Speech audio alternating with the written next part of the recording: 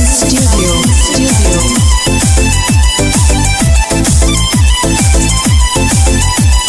Coca कोला पीमी की पिलयो red बुल, नरम नरम चाहे कि चाहे ठंडा कूल, कुछ हे के बोलना। क्या बोलो?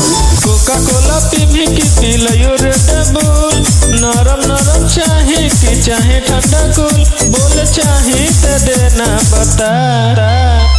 दौलमनी अरे दौलमनी ताड़ी पिला दे छोड़ा रात भर दे बाजा। अरे दौलमनी ताड़ी पिला दे छोड़ा रात भर दे बाजा।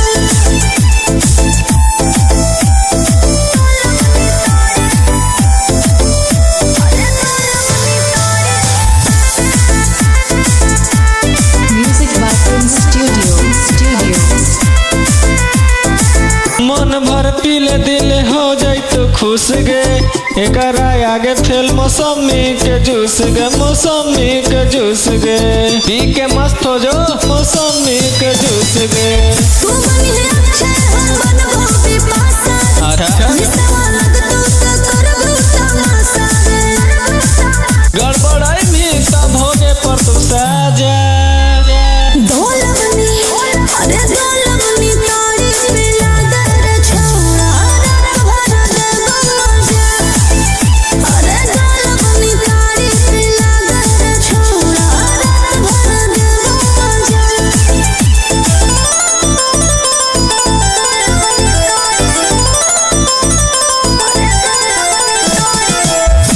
Music by Prince Studio.